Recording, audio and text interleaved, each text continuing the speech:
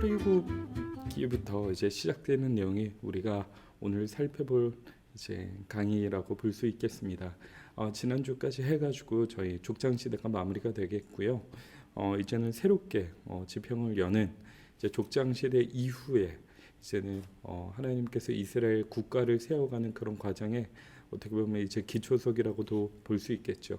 모세라는 인물을 중심으로 하나님께서 민족을 어떻게 구원해내시고 또한 이루어가시고 인도하시는지 우리가 그 내용들을 좀 중점적으로 살펴볼 수 있겠습니다. 이 내용을 좀 이제 구속사적 관점으로 다시 한번 더 저희가 살펴보면요. 지난주에 이어서 저희가 창조 시대와 족장 시대가 이어서 있었다면 이제는 출애굽과 특별히 광야 시대라고 표현을 하죠. 출애굽과 광야 시대. 하나님께서 출애굽한 그 백성들을 또한 광야에서 어떻게 훈련을 시키는지에 대한 내용들이 우리가 오늘 나눌 이제 강의의 주요 포인트라고 볼 수 있겠습니다. 이거를 좀 지리적인 관점으로 다시 한번 더 설명을 드리면 좋겠어요. 이제 모세오경의 지리적 배경은 아무래도 이 지도의 가장 핵심적인 내용이 주된 부분일 텐데 제가 체크해드린 이 내용, 이 부분에서 우리 특별히 오늘 다룰 내용의 배경이 되겠다 볼 수 있겠습니다. 보시면 저기 그 배에 닻을 내리는 거 기억이 다 나시죠? 그 부분이 이제 나일 강줄기이고 위쪽에 이제 줄기들이 이렇게 막 있는 이 부분이 바로 이제 고센 지역입니다. 여기가 바로 이제 요셉을 통하여서 이제 그 이스라엘 12지파가 이제 정착했었던 곳이라고 볼 수 있겠죠. 이 지역에서부터 시작돼서 이제 출애굽하고 그리고 광야에서 지내는 곳이 바로 요 네모 박스 체크한 부분이라고 볼 수 있겠습니다. 이 공간에 이제 40여 년의 시간 동안 이제 사람들이 이제 보내는 것을 저희가 보게 되겠죠. 자, 그러면은 우리 한번 오늘 우리가 살펴볼 그 내용, 우리 책 32페이지에 미리 보기에서 이 강의를 좀 한 문장으로 요약한 것을 같이 살피고 좀 강의의 좀 내용을 더 자세히 나누었으면 좋겠습니다. 같이 한번 읽어보겠습니다. 하나님께서는 조상들과의 언약을 기억하시고 또한 이스라엘을 애굽의 노예 생활에서 해방시킨 후 약속의 땅으로 인도해 가신다. 여기서 이제 제일 중요한 포인트는 이거겠죠. 언약과 약속. 결국엔 같은 말씀인데 언약과 약속. 그 약속의 땅으로 주님께서 인도해 가시는 것. 단순히 약속하신 것으로 끝나는 것이 아니라 그것을 성취하시고 이끌어 가시는 그 주님을 우리가 볼 수 있다는 것입니다. 요거는 그리고 두 개의 큰 관점으로 이 출애굽기에서 나오게 됩니다. 어떤 약속을 하시는지 또한 그것을 어떻게 인도하시는지 바로 출애굽기 1장에서 13장까지의 내용을 통해서 어떤 것이 있습니까? 노예 생활을 했었던 그들과 그리고 노예 생활을 하는 그들을 구원하기 위해 하나님께서 세운 인도자 모세 그리고 그들을 구원했었던 재앙이라는 방법인 10가지의 재앙을 우리가 볼 수 있겠고요. 그리고 14장부터 18장까지의 내용을 통해서 유월절과 그리고 출애굽 그러니까 그들을 구원해낸 거죠. 이제 그리고 모세의 기적인 홍해 사건을 통하여서 그들을 이제 약속의 땅으로 인도해 내신 하나님을 우리가 보게 됩니다. 우리 출애굽과 광야 시대 이 첫 번째 시간에는 이렇게 큰 두 가지의 관점으로 우리가 다루게 될 것이고요. 우리가 나중에 그 다음 시간에는 이제는 이제 출애굽기 19장부터 40장까지 거기에는 이제 가장 핵심되는 내용이 이제 약속, 언약에 대한 부분입니다. 우리가 지금 나눌 이제 1장부터 13장 그리고 14장부터 18장까지의 내용은 출애굽하고 그들을 약속의 땅으로 인도하고 언약의 백성이 되게 하끔 하신다면은 이후에 후반부에는 바로 이제 언약을 체결하시는 부분이 나타나게 되는 것이죠. 그래서 애굽에서부터 어떻게 구원을 하시고 인도하시는지 우리가 이번 강의를 통해서 집중적으로 한번 살피는 시간이 되겠습니다. 자, 그러면 우리가 이제 먼저 책 33페이지에 번성하는 이스라엘에 대해서 한번 살펴보겠습니다. 말씀을 보니까요. 출애굽기 1장 8절에서 9절을 보니까 8절 먼저 보면요. 요셉을 알지 못하는 새 왕이 일어나 애굽을 다스리더니 이렇게 얘기를 하고 있습니다. 요셉을 알지 못하는 새 왕이 일어나게 되었습니다. 이 왕이 누구냐면요,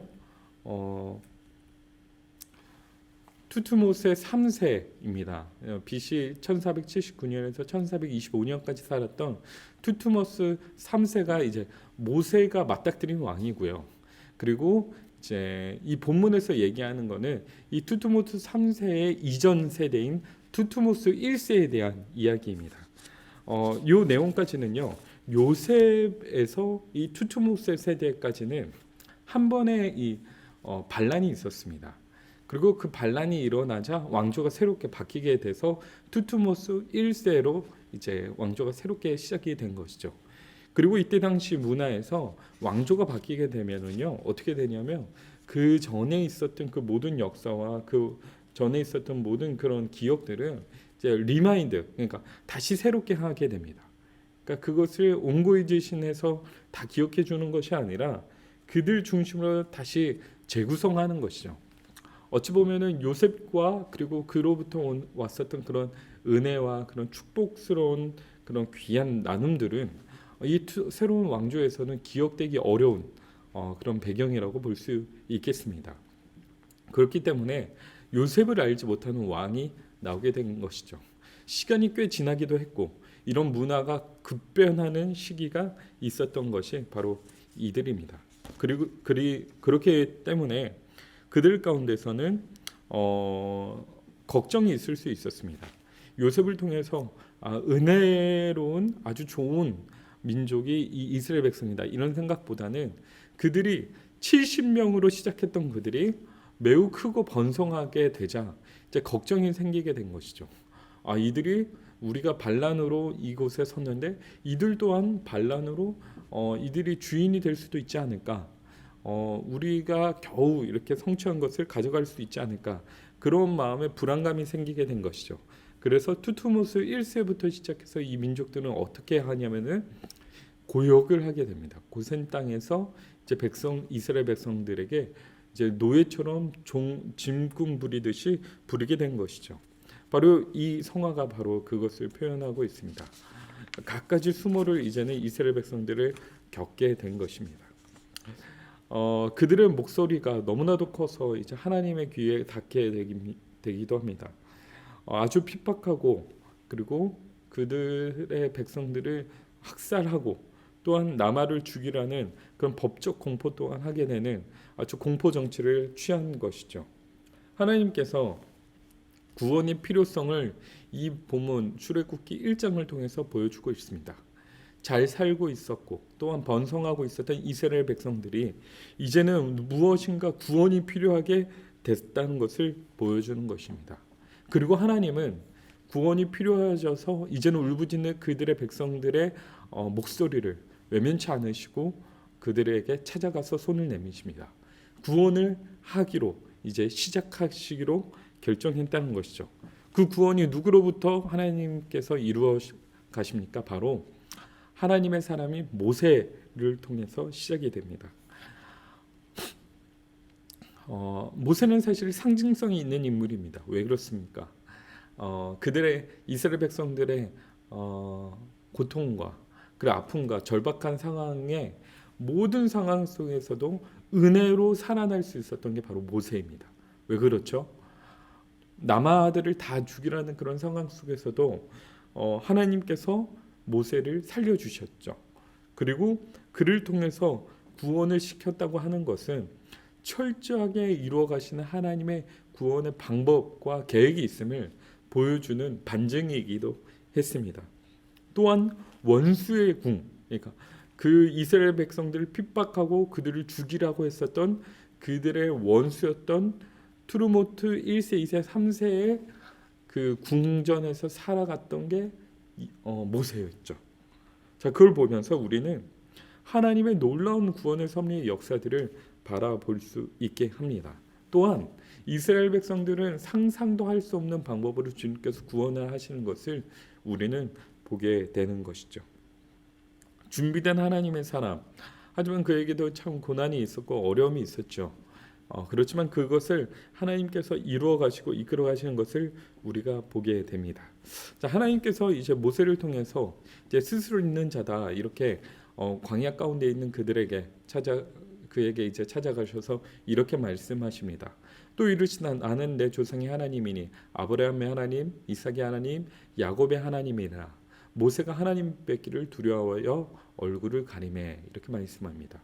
하나님이 모세를 찾아가서 이렇게 얘기하죠. 광야 속에서 정말 두려워하고 이제 모든 것을 다 상실한 감정으로 있는 이 모세에게 찾아가셔서 하시는 메시지가 무엇입니까?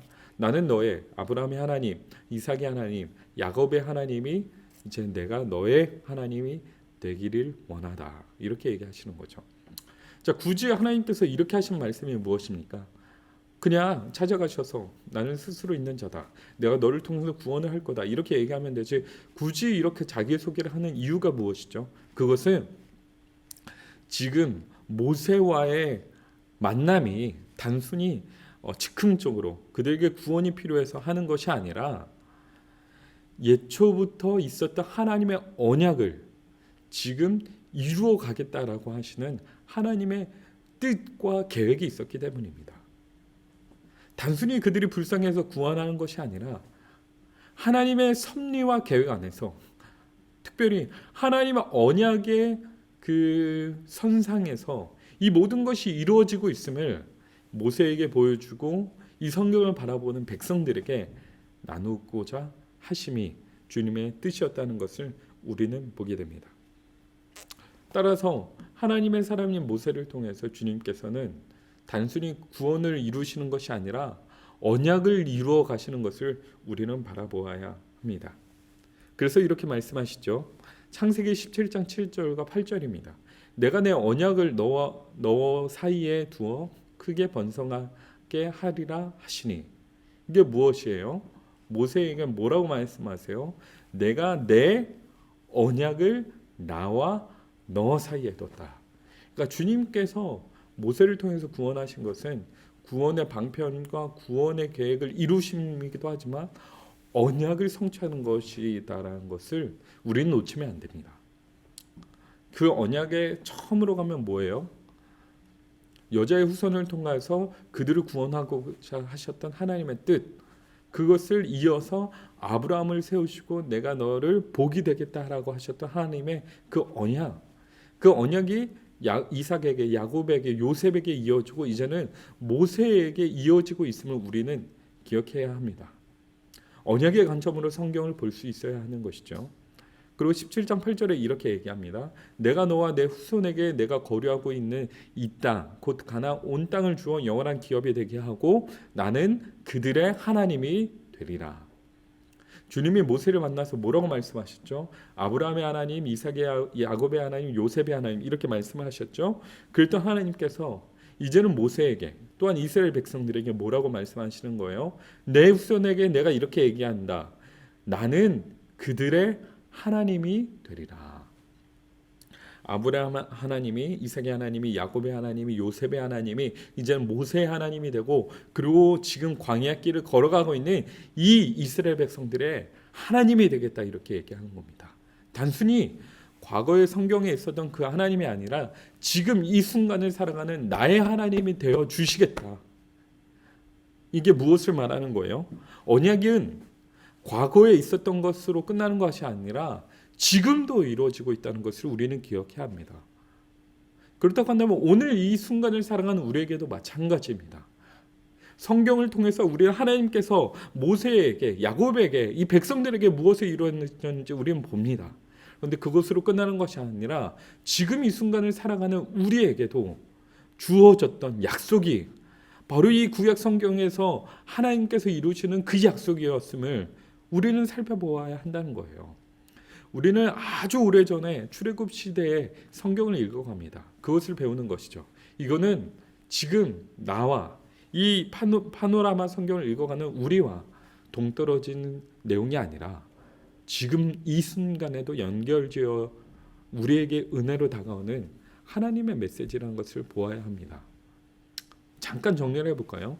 우리는 그래서 하나님의 사람인 모세를 세웠던 주님의 뜻을 보면서 그를 통하여 지금까지도 이루시며 결국엔 나라는 사람을 세워 또 다른 역사를 이루신 하나님의 약속, 그 언약을 바라봐야 합니다. 그 언약 안에서 우리의 인생을 살펴보고 재구성할 줄 알아야 한다는 것입니다. 자, 그러면 세 번째 10가지 재앙과 애굽 신들의 전쟁에 대해서 볼까요? 10가지 재앙이 무엇이 있었습니까? 첫 번째 피 재앙이 있었고요.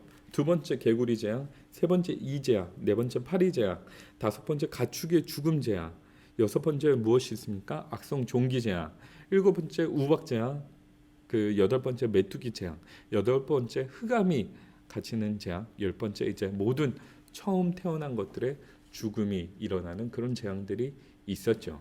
이거를 이제 열 재앙이고, 열 재앙 중간 중간에 이제 애굽 왕이 바로가 내가 너희들을 보내주겠다 약속을 하지만 이제 결국에는 이제 지키지 않죠. 그러다가 결국에는 이제 마지막 초태생 바로 왕의 첫 번째 아들이 죽고 나서야 이제 이스라엘 백성들을 보내주는 것을 우리는 보게 됩니다. 자, 우리는 이 10가지 재앙들을 통해서 볼 수 있는 것이 있습니다. 무엇이냐면요, 이 10가지 재앙들의 특징이 있다는 거예요. 우리 33페이지 밑에 있는 표를 보면요, 피재앙은 마치 그 어떤 것을 의미하냐면 애굽 신 중에 날강의 신을 의미합니다. 두 번째 개구리 신은요, 개구리 형상의 신의 헥트를 의미합니다. 그러니까 이 10가지 표를 좀 참고하시면 좋겠고요. 이 모든 10가지 재앙들에는 애굽 신들의, 애굽의 이방 신들, 애굽에 있었던 그들이 믿고 따르고 섬겼던 그 신들과 연결이 되어 있다는 거예요.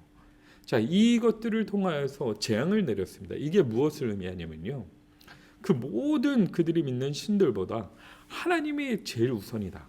하나님이 가장 유일하시고 가장 강력하시고 위대하신 분이시다는 것을 이 애굽 사람들에게, 또한 그들의 문화권 속에서 살아갔었던 이스라엘 백성들에게 보이시는 것이 바로 하나님의 뜻입니다. 단순히 10가지 재앙은 초자연적 재앙 사건이 아니라 모든 애굽의 이방신에 대한 하나님의 심판과 연결이 되어 있다는 것이죠. 자, 결론적으로 그럼 10가지 재앙을 하나님께서 보이신 가장 큰 이유가 무엇이었습니까? 그것은 바로 이스라엘 백성들에게 조상의 하나님 곧 아브라함의 하나님이 나타나시고 그분이 가장 위대하시다는 것을 보여주는 것이 바로 이 10가지 재앙이었습니다. 단순히 이스라엘 백성들을 끌어내는 것도 있었지만 그것뿐만이 아니라 이스라엘 백성들의 의식을 전환시키고 애굽 사람들로 하여금 가장 위대하신 유일한 주가 누구인지 깨닫게 하며 이 모든 것을 알게 하는 주님의 섭리가 있었다는 것이죠. 그래서 출애굽기 6장 7절에 이렇게 얘기합니다. 너희를 내 백성으로 삼고 나는 너희의 하나님이 되리니. 계속 나오죠. 나는 너희의 하나님이 되리니. 이게 바로 언약의 관점에서 너희의 하나님이 되겠다는 겁니다. 나는 애굽 사람의 무거운 짐 앞에서 너희를 빼낸 너희의 하나님 여호와인 줄. 자, 여기가 중요합니다. 너희가 알지라. 너희가 알지라. 이 10가지의 재앙과 하나님께서 그들을 구원하시는 구원의 모든 과정들을 통해서 주님께서 뜻하신 바가 있습니다. 그것은 바로 너희가 알지라. 무엇을 알아요? 위대하신 하나님이 누구인지, 그들을 구원하실 유일한 분이 누구인지, 그들을 인도해내고 그리고 또한 그들이 붙잡아야 되는 존재가 누구인지 그를 알게 해준다는 거죠. 자, 우리 다음 페이지로 한번 가볼까요? 34페이지입니다. 그래서 10가지의 재앙의 의미가 무엇입니까? 우리는 이렇게 두 개로 정리해 볼 수 있습니다. 첫째는 이스라엘과 함께하는 하나님이 누구인지 알게 해주시고, 두 번째는 그들이 자신들이 선택된 백성이라는 것을 깨달을 수 있다는 것입니다. 이게 바로 10가지 재앙을 통하여서 하나님이 알려주신 두 가지 내용이라고 보실 수 있겠습니다. 말씀 한번 읽어보시면 좋겠고요. 우리 출애굽 사건, 특별히 유월절로 한번 살펴봅시다. 유월절. 하나님은 이제 출애굽기 12장부터 이렇게 얘기합니다. 부르짖음을 들으신 하나님께서 강한 손으로 그들을 구원해 내시는 거죠. 유월절이 뭐냐면요, 패스오버입니다.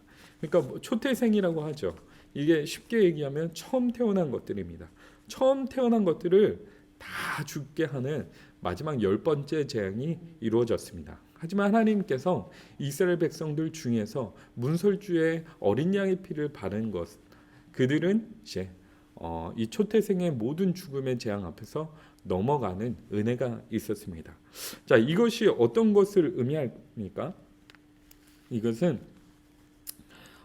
그들 또한 심판을 받아야 되는 존재들인데, 이스라엘 백성들 또한 심판의 범주 안에 있었죠. 10가지 재앙을 받아내는 범주 안에 있었죠. 그런데 그들은 그 재앙을 받지 않고 넘어가게 됐습니다. 넘어가게 되는 것.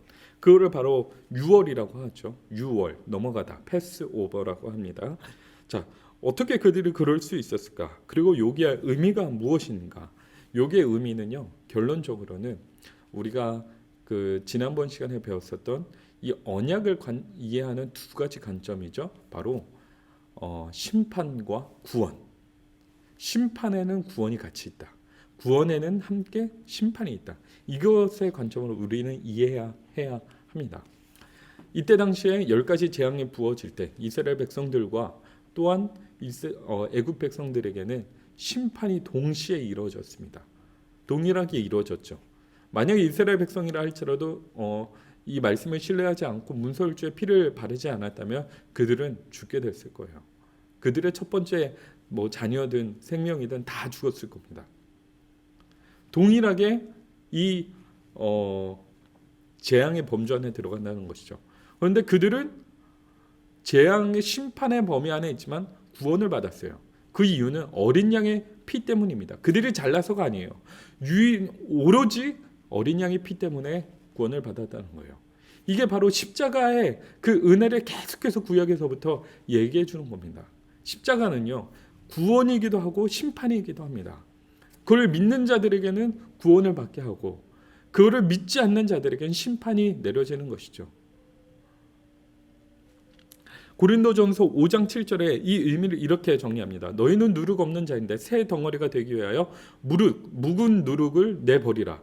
우리의 유월절 양 곧 그리스도께서 희생되셨느니라. 마치 어린 양의 피로 그들이 구원을 받을 수 있었던 것처럼 유월절 그리스도의 십자가의 피로 그들은 구원을 받을 수 있는 것입니다. 언약의 큰 관점에서 심판과 구원이 함께 있는데 우리가 그 구원으로 들어가는 유일한 길은 그리스도의 피를 통하여서 가능한 것임을 우리 10번째 재앙을 통해서 우리는 볼 수 있게 되겠고요. 그리고 노아 시대 때부터 이어졌었던 구원과 심판이라는 개념이 지금도 이어지고 있고 결국에는 이 세기의 모든 마지막에 예수 그리스도 다시 오실 때 동일하게 이어질 것을 우리는 이 언약의 관점에서 볼 수 있는 것입니다. 이제는 유월절의 과정을 떠난 그들은 애굽을 떠나게 됩니다. 그리고 이스라엘 민족은 애굽에서의 400년간의 생활을 청산하고 새로운 약속의 땅으로 가게 되는 것이죠. 자, 마지막 세 번째 홍해의 기적에 대해서 살펴보겠습니다. 홍해의 기적. 10번째 재앙을 거치면서 그들은 우리의 유일한 주가 하나님이시는구나라는 것을 깨달았어요. 그것을 알게 됐다는 것입니다. 그런데 그들에게는 또 다른 새로운 어려움이 닥치게 됐습니다. 무엇이냐면 바로의 군대가 뒤쫓아온 겁니다. 그들의 마음이 완악하여져서 이스라엘 백성들을 해코지하고자 쫓아온 것입니다. 그랬을 때 어떻게 됩니까? 하나님께서는 홍해 사건을 통하여서 그들과 거리를 두게 하시고 결국엔 그들을 멸망하게 하시며 이스라엘 백성들은 마른 땅으로 건너게 하십니다. 근데 우리는 깨달아야 될 한 가지 내용이 있습니다. 뭡니까? 출애굽기 14장 21절에 보면요, 모세가 바다 위로 손을 내밀어 여호와께서 큰 동품이 밤새도록 바닷물을 흘러가게 하시니 물이 갈라져 바다가 마른 땅이 된지라 얘기합니다. 사실 홍해의 기적 또한 언약의 관점에서 구원과 심판이 같이 있습니다. 뭐죠? 바로의 백성들에게는 심판의 자리가 홍해 바다가 되었습니다. 그런데 이스라엘 백성들에게는 구원의 길이 된 거죠. 마른 땅에 구원의 은혜가 있었다는 거예요. 구원과 심판이 같이 있었는데 거기에는 한 가지 비밀이 있습니다. 그게 뭐냐면은 저희는 뭐 영화나 이런 것들을 많이 봐서 홍해의 기적이 마치 지팡이를 팍 하니까 쫙 갈라진 것처럼 우리는 생각을 해요. 근데 그렇지 않습니다. 사실 우리가 말씀을 자세히 보면요, 바다가 갈라지는 것은 밤이 새도록 큰 동풍을 통하여 바닷물이 갈라졌다 이렇게 얘기합니다. 밤이 새도록. 그러니까 지팡이를 팍 하고 갈라진 게 아니라 지팡이를 탁 쳤는데 어떻게 보면 사람들이 어안이 벙벙할 정도로 아무 기적이 일어나지 않은 거죠. 그런데 바람이 쑥 불어오더니 이게 밤이 새고 지나니까 마른 땅이 생긴 거예요. 자, 그러면 뭐예요? 밤이 새도록 이스라엘 백성들을 어떻게 했겠습니까? 불만이 끼쳐가지고 막 모세에게 막 얘기했었던 자들은 여전히 불만이 있을 수 있었겠죠. 또한 어떤 이들은 두려움에 떨 수 있었겠습니다.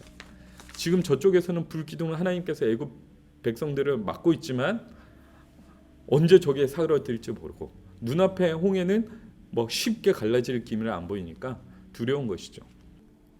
결국 이 홍해의 기적이 마른 땅이 생기기까지 그들에게는 많은 두려움과 또한 걱정들이 있을 수밖에 없었다는 겁니다. 이게 과연 될까? 의심도 있었겠죠. 또 모세를 이제 안 좋은 눈으로 또 바라보는 시선 또한 여전했을 것입니다. 그 속에서 리더인 모세는 하나님의 말씀을 신뢰하면서 그 변화가 천천히 변화되는 홍해 땅을 바라봐야 됐을 거고, 백성들은 저마다의 의견대로 모세를 믿거나 아니면 하나님을 따르거나 혹은 저쪽에 있는 자신들을 쫓아오는, 아직은 막혀져 있지만 그들을 보면서 두려워하거나 지금이라도 다시 돌아가야 되는 거 아닐까라는 체념을 하거나 여러 가지 생각이 있었을 것입니다. 결론적으로는 정리가 되지 않는 그런 군중의 시간들 속 모두 다 낙관하기보다는 비관할 수밖에 없는 그런 상황 속에 주님은 이미 그 기적을 천천히 이루셨다는 것입니다. 노아가 정말 오랜 시간 동안 그 배를 건조하고 있었던 것처럼 홍해 또한 정말 긴 시간 동안 천천히 마른 땅이 이루어졌다는 것이죠. 결코 인간의 힘으로 건널 수 없는 그 곳이 결국에는 시간이 지나자, 믿음을 연단할 그런 오랜 시간이 지나자 마른 땅이 되었습니다. 그리고 심판의 자리라고 생각했었던, 절망의 곳이라고 생각했던 그 홍해는 어느새 구원의 자리가 되어 있었습니다.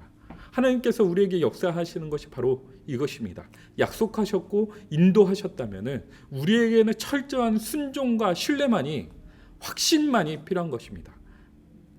구약의 성도들에게도 필요한 것이 바로 믿음이었습니다. 한순간 한순간 하나님께서는 기적처럼 역사하시기도 하지만 때로는 믿는 자에게 정말 오랫동안 신뢰하고 믿고 기다리는 것 또한 주님께서는 우리에게 요청하시는 것이죠. 자, 그 걸음을 걸어갔던 그들에게는 이제는 광야의 시간들이 필요했습니다. 만나와 메추라기 그리고 반석에서 나온 여러 가지 사건들이 있었죠.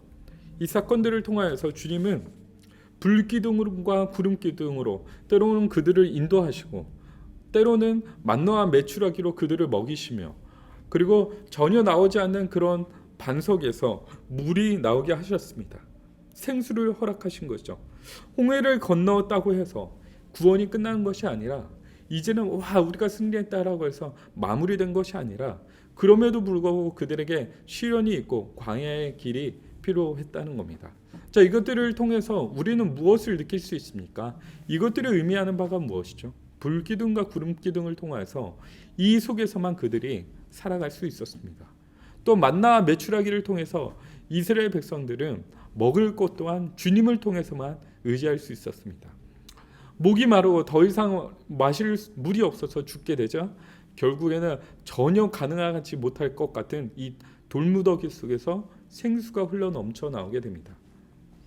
이 모든 것이 의미하는 바가 무엇이냐면 결국에는 이스라엘 백성들이 필요했었던 것, 특별히 홍해 앞의 사건에서 그들이 놓쳤었던 것 무엇이었죠? 바로 하나님을 신뢰하지 못하는 거였죠. 이 광야 시간들을 통해서 이 여러 가지 요소들을 통해서 하나님께서 이스라엘 백성들에게 레슨하고 있습니다. 무엇을 레슨하는 것이죠? 너희들은 철저히 하나님을 순종해야 한다. 너희들은 완벽히 하나님을 신뢰해야 한다. 하나님을 신뢰하지 않는 백성에게는, 하나님을 믿고 따르지 않는 백성에게는 희망이 없음을 주님께서 가르쳐 주신 것입니다. 하나님을 신뢰하는 자들은 사망이 가득한 이 광야가 죽음의 길이 아니요 생명의 길이었습니다. 그런데 하나님을 신뢰하지 않는 자들은 아무리 약속의 땅이고 좋은 곳이라 해도 그곳은 사망의 자리요 악의 자리가 될 뿐입니다. 우리는 그것들을 이 출애굽기와 이사야 사건들, 출애굽기와 그리고 이 여러 가지 일련의 사건들을 통해서 볼 수 있습니다. 결국에는 하나님께서 고센 땅에서 힘들어하고 있는 이 백성들이 점점 하나님의 메시지를 보고 시내산에 닿을 때까지 그들을 이 광야의 지역에서 훈련을 시키십니다. 우리는 근데 깨달아야 될 게 있습니다. 이 시간이 하나님의 중요한 레슨 시간이라는 것을 깨달아야 합니다. 홍해 앞에서도 10가지 재앙 앞에서도 반신반의하며 철저하게 하나님을 신뢰하지 못하는 백성들에게 필요했었던 것, 그들이 하나님의 백성이 되기 위해서 정말 하나님이 우리의 인생의 주권자가 된다라고 하는 그 고백이 필요했던 겁니다. 하나님 나라의 관점에서 필요했던 요소, 바로 그가 우리의 왕이시다. 그 철저한 고백이 하나님께서 필요했던 것입니다. 자, 그러면 여기까지 얘기하고 우리 출애굽기 상반기 부분 시내산까지 도착하는 그런 일련의 과정 속에 겪었던 이스라엘 백성의 사건인 이 상반기의 출애굽기를 내용을 한번 정리를 해보겠습니다. 먼저 첫 번째 뭐였죠? 고센 땅에서 이스라엘 백성들이 노역하고 새로운 요셉을 알지 못하는 새로운 왕이 와서 그들이 힘들어지게 됩니다. 구원을 필요로 하게 된 거죠. 그래서 하나님은 그들을 구원하기 시작하십니다. 누구를 통해서요? 아무도 예상할 수 없는, 어떻게 보면은 겨우 생명을 유지하기도 어려운 모세라는 인물을 통해서, 또한 역으로 그들을 죽이려 했었던 그 왕의 손을 통하여 왕의 가정에서 이제 그가 자라게 되게 하시죠. 그리고 어떤 일이 있었습니까? 모세는 이제 두려워서 광야로 도망치게 되죠. 도망치게 되는 사건이 일어납니다. 도망쳤다가 하나님의 부르심을 받고 10가지의 재앙을 통해서 문설주에 바르는 사건들로 이제는 유월절이 일어나고 구원의 역사가 이루어지게 됩니다. 그리고 불기둥과 구름기둥으로 홍해 앞에서 이제 하나님께서 그들을 인도하시고 결국 홍해를 건너게 하시는, 마른 땅이 되게 하시는 사건을 보이십니다. 여기서 놓치지 말아야 될 것은 구원의 자리와 심판의 자리입니다. 이것은 같이 있다는 것을 우리가 알아야 합니다. 그랬던 그들에게 하나님의 생수를 내어 주시고 만나 메추라기를 먹이시며, 또한 이제 반석 위에서 그들이 결국에는 이제 살아갈 수 있는 생명을 통하여 결국은 철저히 하나님을 신뢰하고 순종하는 삶을 그들에게 필요함을 계속해서 교육시키시고 훈련시키십니다. 그리고 마지막으로 시내산에 도착하여서 그들에게 이제 율법과 십계명을 전달해 주시는 사건이 시작될 것이고요. 다음 시간부터는 우리가 이 십계명이 또한 율법이 어떤 의미로 다가오고 살펴지게 되는지 한번 나눠보도록 하겠습니다.